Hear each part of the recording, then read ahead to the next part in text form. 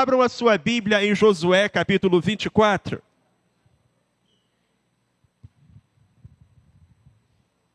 Ontem à noite nós estudamos Josué, capítulo 1. Hoje pela manhã fomos a Josué, capítulo 5. E agora nós vamos meio que concluir a história de Josué, indo até o capítulo 24 e considerando dois versos deste capítulo, o verso 14 e o verso 15. Livro de Josué, capítulo 24, o verso 14 e o verso 15 é o encerramento do livro. Josué cumpriu a sua missão, os israelitas se instalaram na terra prometida, e agora ele reúne todo o povo para dirigir as suas palavras finais. E a certa altura ele diz: agora, pois, temei ao Senhor e servi-o com sinceridade e com verdade.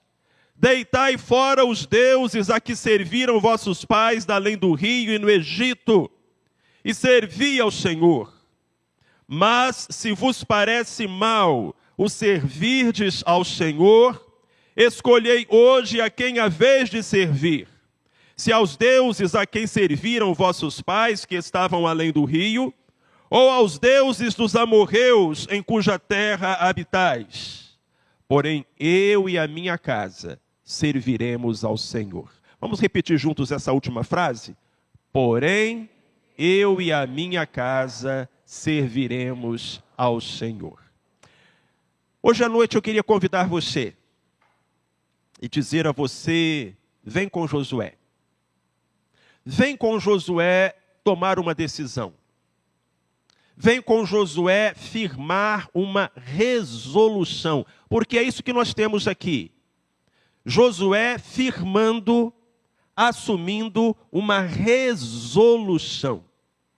Eu fui pesquisar o que significa essa palavra resolução e encontrei uma definição interessante. Resolução é a decisão tomada após muito pensar.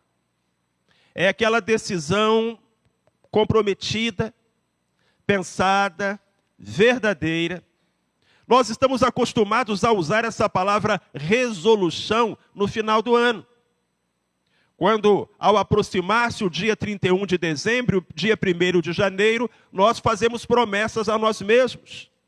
No ano que vem, eu vou fazer atividade física. No ano que vem, eu vou fazer dieta. No ano que vem, eu vou fazer aquele curso. E assim por diante. Alguns motoristas firmaram resoluções para o ano novo. Então, resoluções de ano novo dos motoristas de carro. São 3 fotos. Esse aí, por exemplo. Não sei se os irmãos estão entendendo a foto. A resolução dele foi ter menos pressa quando sair do posto de gasolina. E o dono do posto diz amém. Outro motorista: conservar maior distância do carro da frente. Principalmente quando o carro da frente for uma patrulhinha. E uma terceira resolução do motorista: não estacionar mais em frente ao hidrante. Teve um incêndio e olha o que os bombeiros tiveram que fazer, que realizar. Mas como eu disse, muitas resoluções acabam ficando pelo caminho. Não foi assim a resolução de Josué. Foi uma decisão firme, porque resolução é uma decisão tomada após muito pensar. Nesses 2 versinhos que nós lemos, nós vamos encontrar Josué tomando uma resolução, tomando uma decisão, que eu espero, antes que este culto termine, seja tomada também por você. E que você vá com Josué, nessa resolução, nesse propósito, nessa decisão, nesse passo que poderá transformar a sua vida e transformar a vida das pessoas que você ama. Vamos dar uma olhadinha no texto. E vamos perceber que essa decisão tomada por Josué se embasou em 4 convicções que Josué tinha. A primeira dela, meus irmãos e minhas irmãs, Josué acreditava em uma adoração exclusiva. Josué entendia que Deus não pode ser servido na companhia de outros deuses, de outros ídolos. Ele chega a arriscar uma linha no chão e a dizer: vocês israelitas precisam tomar uma decisão. Vocês precisam escolher hoje quem vocês vão servir. Alguns estavam inclinados a servir os deuses do passado. Josué fala sobre isso. Talvez alguns de vocês queiram servir os deuses dos seus pais, os deuses lá do Egito, os deuses lá da Babilônia, de onde os nossos pais vieram primeiramente, porque são pessoas que olham para o passado, sofrem de torcicolo espiritual. Cristo disse uma vez: quem lança a mão ao arado e olha para trás, não é digno do reino dos céus. Mas há algumas pessoas que têm tomado uma decisão de servir a Deus e a certa altura olham para trás e são atraídos pelos antigos deuses e prazeres e costumes e amizades. E Josué disse: vocês podem fazer essa escolha. Vocês podem tomar essa decisão, vocês são livres. Mas havia também nos dias de Josué aqueles que estavam olhando não para trás, mas para o lado. Homens e mulheres que ao entrarem em Canaã foram seduzidos pela religião dos cananeus, dos amorreus. E Josué disse: vocês também podem servir aos deuses destes povos. Eles são idólatras, eles são politeístas. Eles fazem coisas que desagradam a Deus. Alguns daqueles povos até mesmo praticavam o sacrifício humano. Ofereciam os seus filhos a Moloque, queimavam vivos os seus bebês em homenagem aos seus deuses, na intenção de conseguir prosperidade, colheitas, poder. E havia israelitas, por incrível que pareça, que estavam olhando para o lado e pensando: eu vou servir a Baal, eu vou servir a Moloque, eu vou servir aos deuses dos cananeus. Josué disse: é uma escolha que vocês podem tomar. É uma decisão que vocês podem tomar, vocês são livres, Deus dá liberdade a vocês. Mas se vocês escolherem os deuses lá do Egito ou da Babilônia, vocês estarão olhando para trás. Se vocês escolherem os deuses deste mundo ao redor, vocês estarão olhando para o lado. Se vocês escolherem servir a Deus, vocês estarão escolhendo seguir o caminho que leva ao céu. E vocês estarão avançando e seguindo adiante, em direção a Jerusalém celestial. Porque Jesus disse: eu sou o caminho, a verdade e a vida. Ninguém vem ao Pai, senão por mim. Queridos, nós precisamos tomar uma decisão. Deus não aceita um coração dividido. Deus não aceita. O diabo aceita até um lugarzinho debaixo da escada na sua casa. Para ele está bom. Mas Deus não. Com Deus, ou é a casa toda, ou é o coração inteiro, ou é a vida por completo, ou nada feito. Você não pode dar a Deus o seu domingo e negar a Ele a sua fidelidade nos outros dias da semana. Você não pode servir a Deus no templo e envergonhá-lo na rua, ou no trabalho, ou na escola. Josué acreditava numa adoração exclusiva. E por isso ele traçou uma linha no chão e disse: nós temos que assumir um lado. Um crente teve um sonho. E nesse sonho ele estava em cima do muro.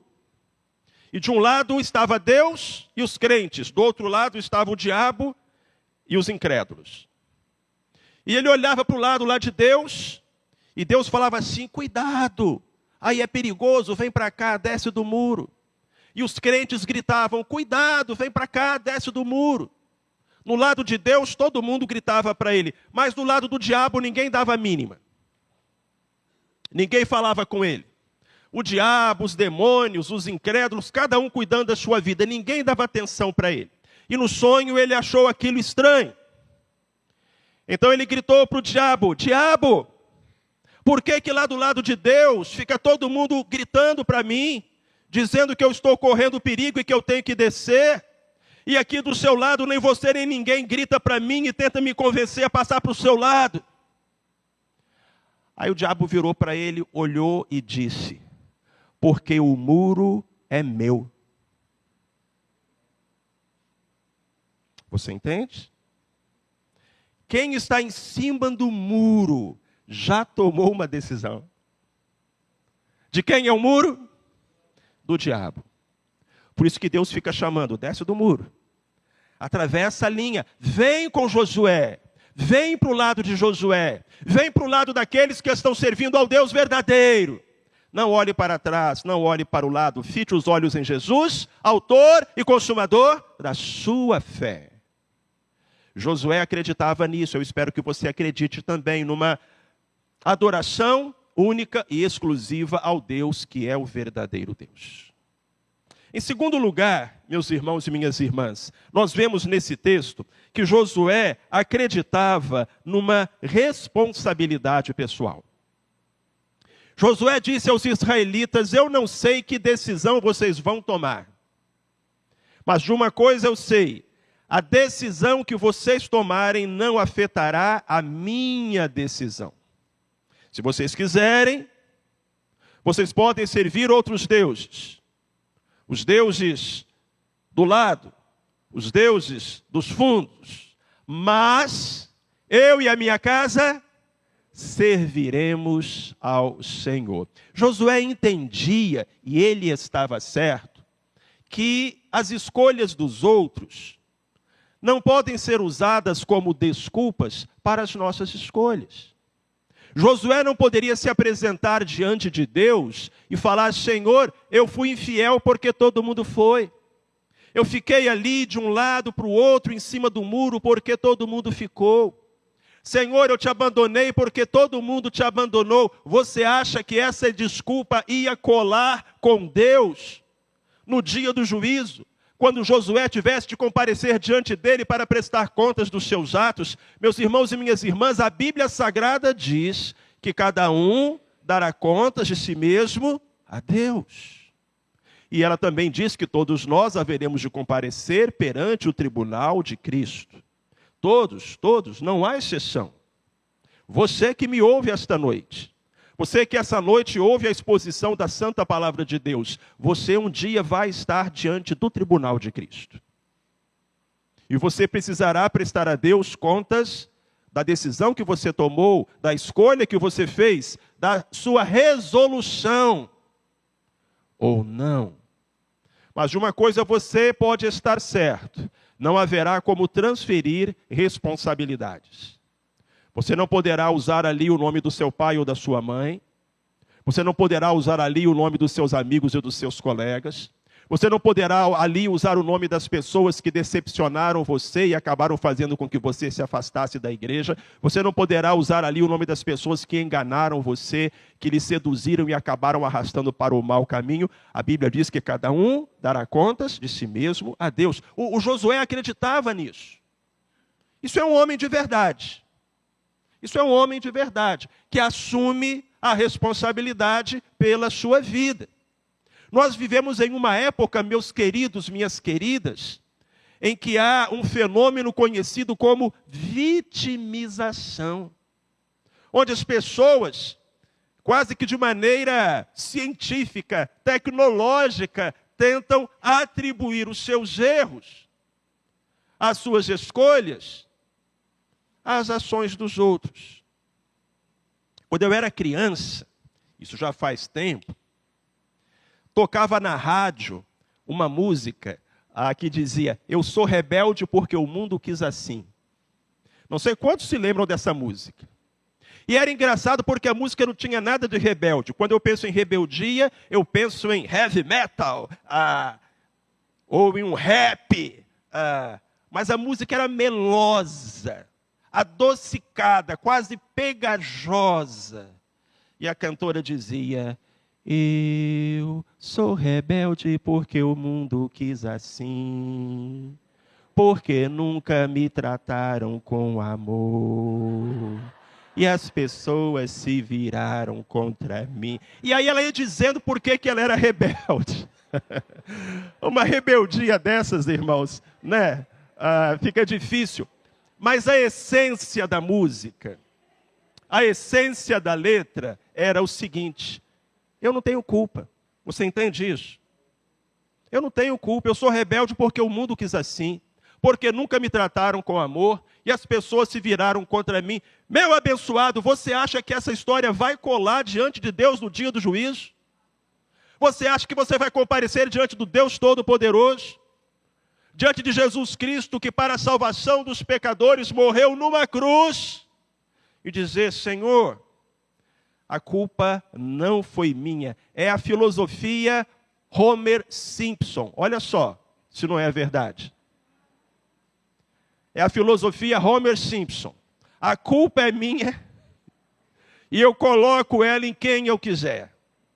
Olha, você pode agir como Homer aqui nessa vida e tentar colocar a culpa pelos seus atos nos seus pais, nos seus professores, nos seus amigos, nos seus colegas, nos vizinhos, em quem você quiser. Mas lembre-se que no dia do juízo, quando você comparecer diante de Deus e uma multidão estiver perante o grande trono branco e aquele que se assenta sobre o domínio do universo, e você olhar para o lado, Josué vai estar lá. E Josué vai dizer: por que você não veio comigo? Por que você não assumiu um compromisso? Por que você se escondeu atrás de desculpas? Por que você não segurou a mão que o Senhor estendia para você? Olha agora o que espera você na eternidade. Ah, meus irmãos e minhas irmãs, vamos entender que perante Deus não há desculpas. E que quando nós assumimos a responsabilidade pela nossa vida, nós pegamos o volante de volta da nossa vida e podemos dizer: independente do que o mundo quis, eu não vou ser rebelde. Porque o meu Deus não merece isso. Porque o meu Salvador não merece isso. Amém, meus irmãos? Ah, vamos com Josué acabar hoje com essa estratégia do diabo de enganar a gente, colocando coisinhas que são distrações para que nós não tomemos a decisão que nós precisamos tomar. Eu e a minha casa serviremos ao Senhor. Ponto. Parágrafo. Vira a página. Segue em frente. Porque dessa decisão eu não volto atrás. Em nome de Jesus. Então a primeira convicção que Josué tinha era que Deus requer exclusividade. O muro é do Satanás. A segunda convicção que o Josué tinha é que a responsabilidade é pessoal e cada um dará contas de si mesmo a Deus. Uma terceira convicção que moveu a decisão de Josué: ele acreditava em uma fé verdadeira. Ele disse aos israelitas: agora, pois, temei ao Senhor e servi-o com sinceridade e com verdade. O Josué não tinha uma religião. Josué, qual é a sua religião? Ah, a minha religião é batista. Ou a minha religião é católica. Ou a minha religião é luterana. Às vezes, meus irmãos e minhas irmãs, a gente usa uma religião como se usa um rótulo. Como se usa um rótulo. Qual é o seu time? Ah, eu sou Cruzeiro. Eu sou Atlético. Cadê o pessoal do Vasco aí? Vascão malvadão, irmãos. Vascão malvadão. E aí, às vezes, a gente usa assim: eu sou Vasco. Eu sou Botafogo. Eu sou Corinthians. Ah, não! Não! Josué não acreditava que a fé em Deus era uma questão de rótulo, de título, de nome. Aquele homem tinha um relacionamento com o Senhor, você entende isso? Ele conversava com Deus. Ele falava e Deus ouvia. Ele orava e o sol parava no céu. Uau! Aquele homem, Deus falava e ele obedecia. Deus comandava e ele seguia. Josué tinha um relacionamento com Deus. E isso o levou a fazer o desafio para os israelitas, que é o mesmo desafio que ele faz a nós nesta noite. Vamos servir ao Senhor com sinceridade e com verdade. Vamos deitar fora os falsos deuses e vamos servir ao Senhor com sinceridade e com verdade. O cristianismo não é uma religião, o cristianismo é uma relação, o cristianismo é um relacionamento. Porque quando Deus nos quis salvar, Ele não mandou uma religião, Ele não mandou uma lista de leis, Ele não mandou uma filosofia, Ele mandou uma pessoa, Jesus de Nazaré, e disse: relacionem-se com Ele, é o meu filho, é o Salvador de vocês. É aquele que por vocês morreu na cruz. Relacionem-se com Ele, conversem com Ele, passem tempo com Ele. Conhecei e prossegui em conhecer o Senhor, diz a sua santa palavra. E aí você vai andar com Jesus, e você vai conversar com Jesus, e você vai ter um relacionamento com Jesus, e você vai estar indo com Josué, vai estar seguindo na mesma resolução que aquele homem tomou, porque há muitas pessoas que têm uma religião. Mas religião não salva. Quem salva é Jesus Cristo. Ele é o caminho, a verdade e a vida, sem o qual ninguém vai ao Pai. Se você é uma pessoa religiosa, bom para você. Mas a religião não salva. Se você nasceu em um lar batista, em um lar cristão, bom para você. Mas Deus não tem neto. Você precisa entregar a Ele o seu coração. E tomar a decisão de seguir a Ele, só a Ele, como Josué tomou. Não é uma religião, não é uma capa, não é um rótulo que vai fazer a diferença na sua vida para a eternidade. Conheço a história de um homem que era um terror. Gritava com a mulher, batia nos filhos, chutava o cachorro. O homem era terrível. Mas quando chegava domingo, ele ia lá no guarda-roupa, tirava o paletó para ir para a igreja, virava outra pessoa. Então, todo domingo, ele ia para a igreja com a família, vestia o paletó, irmãos, virava outro. Vocês acreditam? Ele ia de casa para a igreja, segurando na mão da esposa. Ia de mãos dadas. Ia com o rostinho assim feliz, cumprimentando as pessoas na rua. Bom dia, Senhor. Bom dia, senhora. E a criançada atrás. E chegava na igreja e era todo delicado. Irmão fulano, que prazer vê-lo. Querida, chamava de querida. Querida, irmão fulano, falávamos sobre ele em casa essa semana, não era mesmo, meu amor? Até as crianças que começavam a aprontar na igreja, correr, pular, ele chamava atenção diferente. Falava assim: filhinho, papai já falou assim não, tá bom? Ah, aquela família ficava tão feliz quando aquele homem abria o guarda-roupa e pegava o paletó. Porque aquela mulher e aqueles filhos diziam: ufa, vamos ter alguns minutos de paz.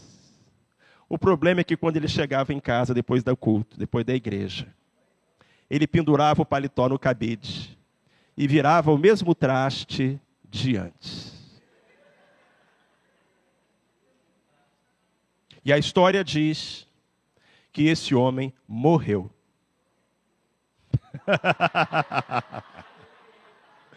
Eu não falei isso, hein?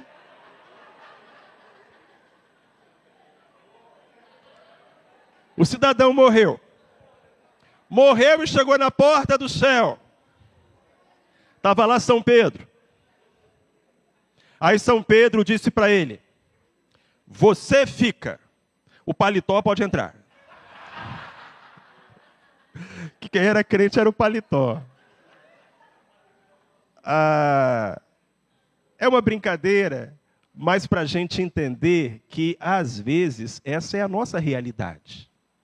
E que a gente veste um comportamento religioso, mas a gente não tem um coração transformado. Só Jesus pode dar a gente um coração transformado, mudar a gente de dentro para fora. Olha para mim, presta atenção. Jesus pode fazer de você uma pessoa melhor, um filho melhor, um pai melhor. Jesus pode fazer de você melhor marido, melhor esposa. Jesus pode fazer de você um melhor ser humano, porque cristianismo não é religião, cristianismo é relação. E quando eu caminho com Cristo, a santidade de Cristo vai sendo derramada em mim. A santidade de Jesus é contagiosa. Quanto mais a gente anda com Ele, mais santo a gente vai ficando, mais parecido com Ele a gente se torna. Mas é preciso tomar esta resolução.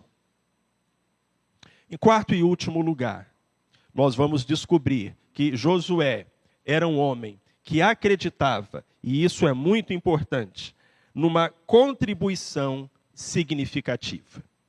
Quando Josué chamou o povo para comunicar a sua decisão e para falar, vocês precisam tomar uma decisão na vida de vocês, porque eu já tomei na minha.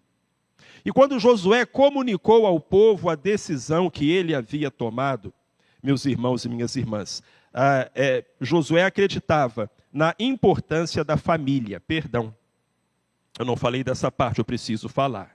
Josué acreditava na importância da família. Porque ele pôde dizer, eu e a minha casa serviremos ao Senhor. Josué era um homem ocupado. Ele tinha sempre um gigante para derrubar, uma muralha para destruir, um exército. Ele vivia, meus irmãos, de um lado para o outro. Josué era um homem ocupado. Mas veja, toda aquela ocupação não impediu Josué de dar atenção à sua família. A ponto de que quando ele disse, eu vou servir a Deus, ele poder dizer, eu vou servir a Deus junto com a minha casa. Onde Josué acertou, outros personagens da Bíblia erraram. Você lembra dos filhos de Eli? A Bíblia diz que Eli era um sacerdote. Mas os filhos de Eli eram maus. Você se lembra de Samuel? Samuel era um grande profeta. Mas os filhos de Samuel eram corruptos. Ezequias foi um grande rei. Josias foi um grande rei. Mas os filhos deles foram reis terríveis. E nem mesmo o grande rei Davi teve muito sucesso com seus filhos e a liderança da sua casa. Qual foi o erro desses líderes? E a gente está falando de liderança nesse final de semana. Qual foi o erro desses líderes? Eles não deram atenção ao cuidado com a família. E nenhum sucesso no mundo compensa um fracasso no lar. Onde outros erraram, Josué acertou. Ele deu atenção à sua esposa. Ele deu atenção aos seus filhos. Ele testemunhou da sua fé em casa. Ele ouviu as crianças. Ele deu atenção à esposa. Josué disse, olha, não quero ir para o céu sozinho. Não quero servir a Deus sozinho. E só tem um jeito de eu não ir para o céu sozinho. Eu preciso investir na minha família. Às vezes, meus irmãos e minhas irmãs, eu tenho a sensação de que o mundo fica com o suco e a família com o bagaço. Porque lá no mundo a gente tem que bater meta e a gente tem que aguentar o chefe e a gente tem que colocar um sorriso e tratar todo mundo bem. Mas aí quando você chega em casa, você relaxa, você é você mesmo e ali a sua mulher tem um marido de cara amarrada, os seus filhos têm um chefe de família, um pai que está sempre zangado, deprimido, irritado. E as pessoas de fora de casa têm o melhor de você, as pessoas de dentro de casa têm o seu pior. Isso é justo? Isso é justo? É justo que as pessoas que mais amam você tenham o pior de você? Isso não é justo. Então, varão, lembra disso. Nenhum sucesso no mundo compensa um fracasso no lar. Josué tinha um emprego estressante, uma grande responsabilidade, mas ele não descuidou da casa dele. Vamos pensar nisso.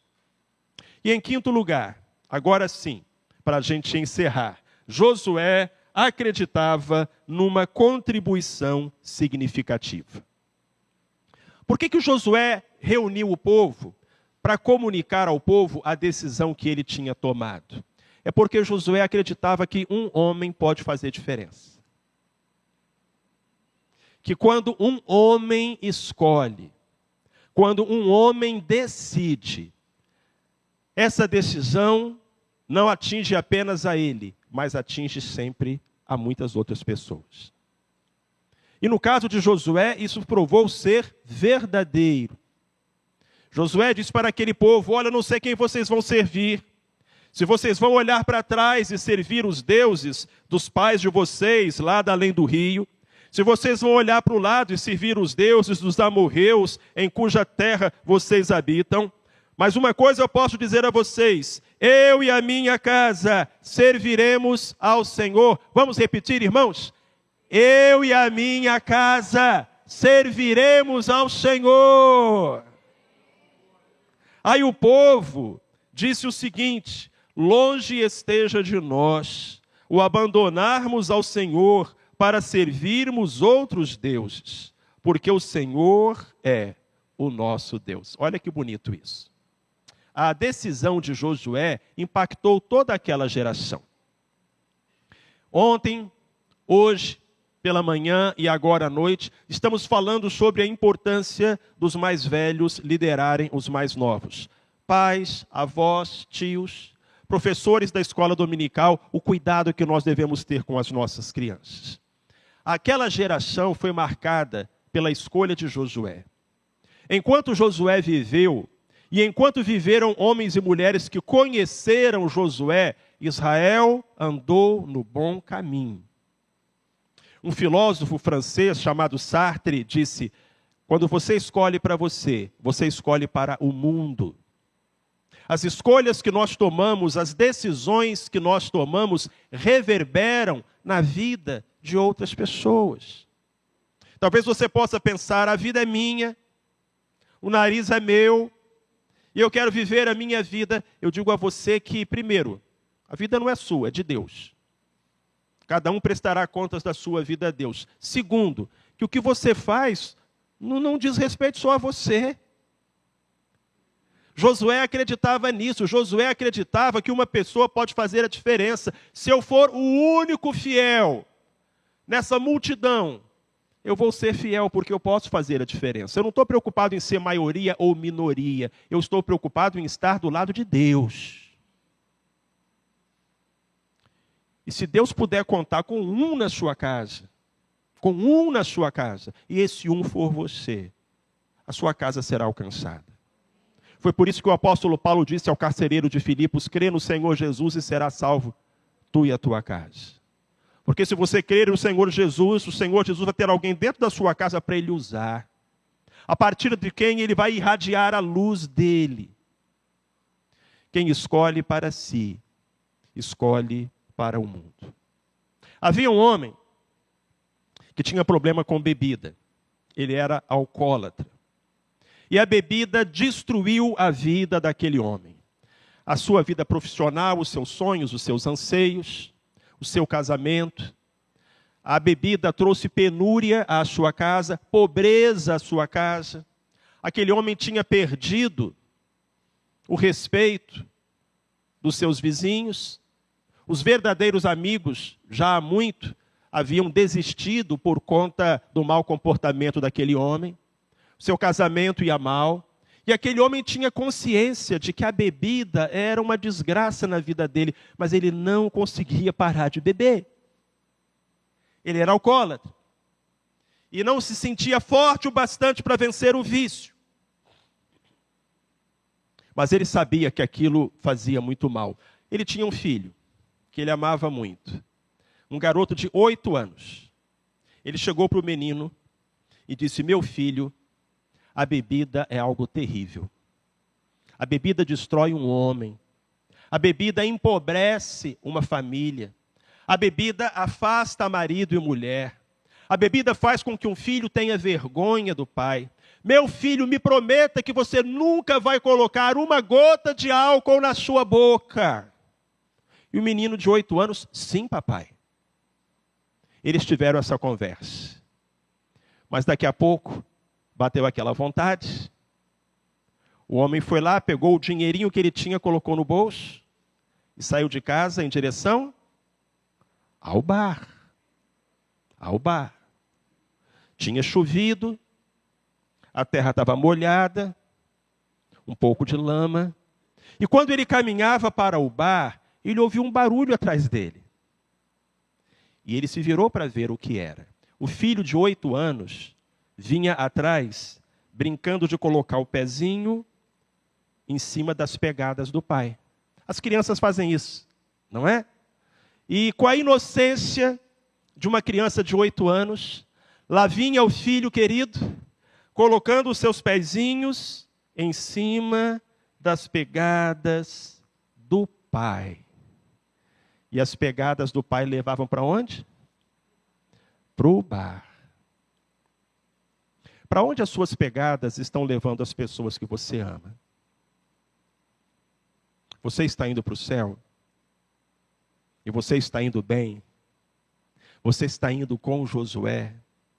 Você está no bom caminho? Você disse, pecado, olha, não quero saber de você na minha vida. Você disse, Satanás, fica com o muro para você.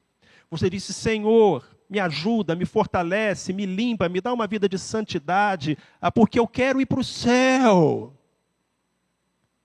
Porque se você for para o céu, não tenha dúvida, vai gente junto. Gente que está seguindo as suas pegadas. Quando você pensar em desistir, quando o fardo for muito pesado, quando a amargura tomar o seu coração, quando os prazeres deste mundo parecerem irresistíveis, lembra, tem alguém aprendendo a seguir Jesus, olhando para você. Não vacile. Coloque os seus pés na direção que leva ao céu, porque você não irá sozinho.